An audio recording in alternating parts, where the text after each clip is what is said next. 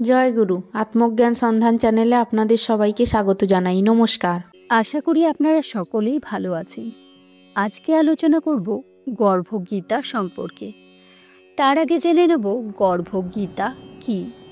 যে কোনো মন্দিরে সবচেয়ে গুরুত্বপূর্ণ ও পবিত্র স্থান হল গর্ভগৃহ, যেখানে দেবতা বা ঈশ্বরের পূজা করা হয়। আবার প্রাণীর জন্ম হয় মাতৃগর্ভে। তেমনি গীতার মূল ও গুরুত্বপূর্ণ অংশ হল গর্ভগীতা। শিশুরা মাতৃগর্ভে থাকাকালীন যদি এই গর্ভগীতা পাঠ করা হয় বা শ্রবণ করা হয়, তাহলে শিশুরা সুশিক্ষা ও সংস্কার লাভ করে। ভগবান শ্রীকৃষ্ণ ও অর্জুনের মধ্যে কুরুক্ষেত্র যুদ্ধের পর পরীক্ষিতের জন্মের সময়কালে যে কথোপকথন হয়েছিল তাকে গর্ভগীতা বলা হয়। এই সংসারে এমন অনেক মানুষ রয়েছেন যারা জন্ম থেকেই কোনো না কোনো শারীরিক সমস্যা নিয়ে জন্মগ্রহণ করেন। কেউ হয়তো অন্ধ, কেউ কালা, কেউ বোবা, কেউ বিকলাঙ্গ হয়ে জন্মগ্রহণ করেন। কারো ক্ষেত্রে হয়তো এই সকল সমস্যাগুলো পরে দেখা দেয়, কারোর আবার অকালে মৃত্যু ঘটে। কেউ বা জীবনের শৈশব থেকেই নরক যন্ত্রণা ভোগ করেন। কেউ গরিব ঘরে, কেউ বা ধনী পরিবারে জন্মগ্রহণ করে। আবার সকলের জন্মস্থান হয় ভিন্ন। কেন এমন হয়? এই গর্ভগীতাতে ভগবান শ্রীকৃষ্ণ এই সমস্ত প্রশ্নের উত্তর অর্জুনকে ব্যক্ত করেছেন। এই সকল প্রশ্নের উত্তর জানতে গর্ভগীতা পাঠ শুরু করা যাক। অর্জুন উবাচ, হে মধুসূদন, কৃপা করে আমাকে বলুন, প্রাণী কোন দোষের কারণে গর্ভে বাস করে থাকে? প্রাণী জন্মের পূর্বে গর্ভে কষ্ট পায়, আর জন্মানোর সময়ও অসহনীয় পীড়া পায়। এর পরেও সে রোগ ও পীড়ার কারণে দুঃখ পায়। বৃদ্ধ বয়সে পৌঁছাতে পৌঁছাতে তাকে রোগ ব্যাধি ঘিরে ফেলে, আর তারপর তার মৃত্যু ঘটে। সুতরাং হে ভগবান, কৃপা করে আমাকে এটা বলুন যে কোন কার্য করলে মনুষ্য এই জন্ম মৃত্যু চক্র থেকে মুক্তি পেতে পারে। শ্রীকৃষ্ণ উবাচ, হে ধনুর্ধারী অর্জুন, জন্ম মৃত্যুর বন্ধন তো সেই সব প্রাণীরই নিয়তি যে এই সংসারে জন্মগ্রহণ করেছে।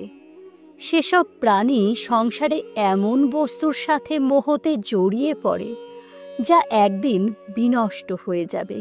তাদের মনে এই নশ্বর বস্তুকে প্রাপ্ত করার ইচ্ছা থেকে যায়। মনুষ্য ধন সম্পদের আকাঙ্ক্ষা তো করেই, কিন্তু ভগবানের ভক্তির থেকে বিমুখ হয়ে থাকে। সেই জন্যই সে বারংবার ভিন্ন যোনিতে জন্ম নিয়ে জীবন মরণ আর গর্ভের দুঃখ ভোগ করে। অর্জুন বললেন, হে মাধব, এই মন তো আপন চালে চলতে থাকা হাতির মতো। তৃষ্ণা এর শক্তি। এই মন পঞ্চ ইন্দ্রিয়ের বশবর্তী। কাম, ক্রোধ, লোভ, মোহ ও অহংকার, এই পাঁচটির মধ্যে অহংকার সবচেয়ে শক্তিশালী। তাহলে কিভাবে মনকে নিজের নিয়ন্ত্রণে রাখা যায়? এ কথা শুনে শ্রীকৃষ্ণ বললেন, হে কৌন্তে, যেভাবে মত্ত হাতিকে বশে রাখার জন্য মহাবৎ অঙ্কুশের প্রয়োগ করেন, সেই রকম মনকে বশে রাখার জন্য জ্ঞানরূপী অঙ্কুশ প্রয়োগ করতে হয়। ভক্তি এবং জ্ঞান অভ্যাসের দ্বারা আয়ত্ত করা সম্ভব। অহংকার করলে জীবন নরকের ন্যায় হয়ে ওঠে। অর্জুন বললেন, হে জনার্দন, কিছু মানুষ আপনার প্রতি ভক্তি লাভের জন্য বনে জঙ্গলে ঘুরে বেড়ায়, আর কিছু মানুষ সাংসারিক মোহ মায়া ত্যাগ করে বিভিন্ন জায়গায় দিশাহীনভাবে ঘুরে বেড়ায়। হে প্রভু, আপনার ভক্তি কী রূপে পাওয়া সম্ভব তা কিভাবে জানা যাবে? আমি জানতে ইচ্ছা করি। শ্রী ভগবান বললেন, প্রিয় অর্জুন, যে মনুষ্য আমাকে লাভ করার জন্য বনে বনে ভ্রমণ করে, তাকে সন্ন্যাসী বা বৈরাগী বলে। একদল মাথায় জটা বাঁধে এবং শরীরে ভস্য লাগায়। এদের মধ্যে আমার বাস নেই, কারণ এদের মধ্যে অহংকার রয়েছে। তাদের মনে ভক্তি বা প্রেম কোনোটাই নেই। তপ বা বৈরাগ্যের অহংকার আমার প্রতি ভক্তি লাভের পথে প্রধান বাধাস্বরূপ। শুদ্ধ মনে যে আমার প্রতি ভক্তি করে সেই সৎ অভ্যাসী, যে কাম, ক্রোধ, মোহ, লোভ এবং অহংকার থেকে মুক্ত, তাকেই আমি দর্শন দিয়ে থাকি।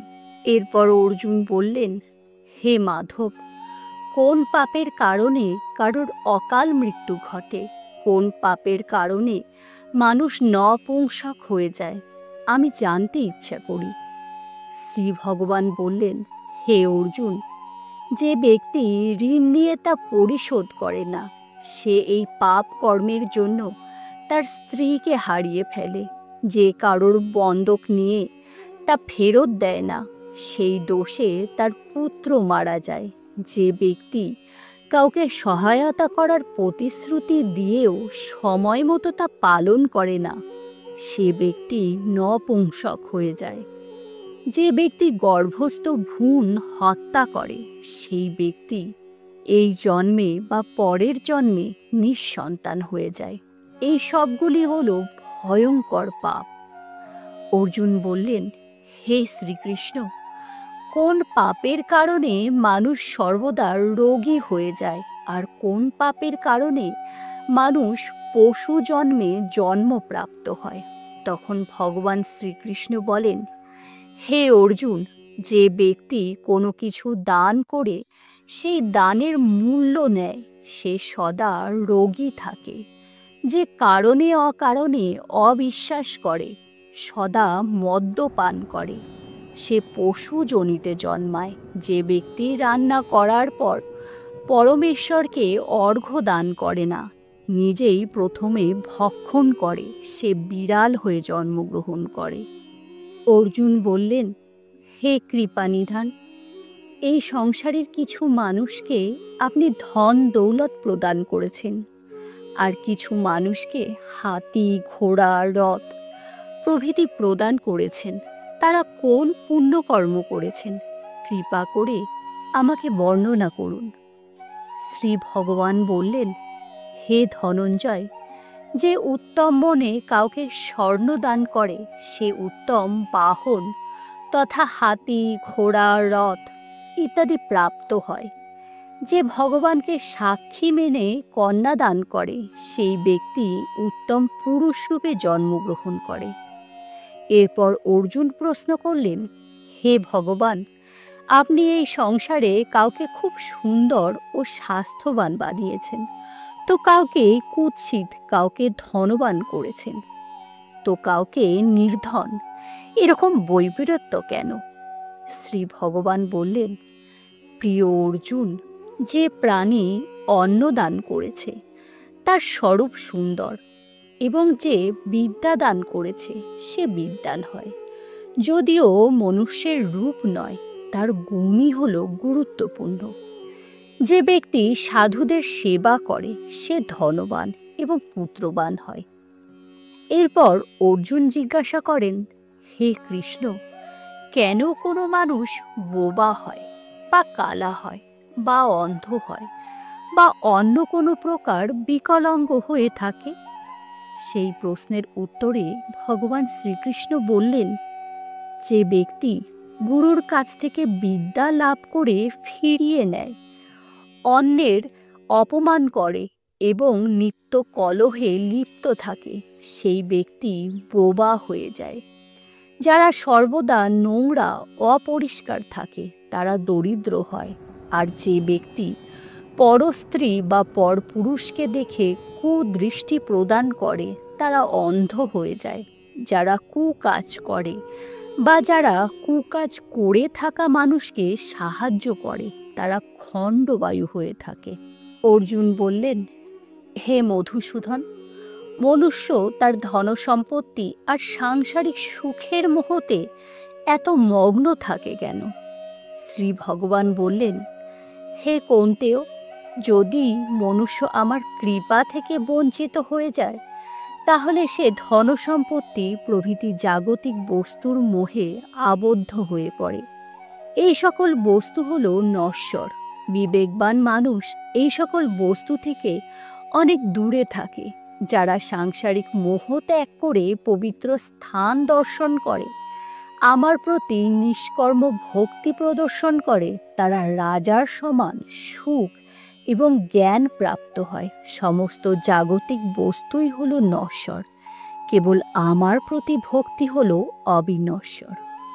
অর্জুন উবাচ, হে কৃষ্ণ, তুমি পরম ব্রহ্ম, তোমাকে প্রণাম। আগে আমি তোমাকে নিজের আত্মীয় মনে করতাম, কিন্তু এখন তোমাকে ঈশ্বর রূপে জানি। হে পরম ব্রহ্ম, গুরু দীক্ষা কেমন হয় দয়া করে আমাকে জানান।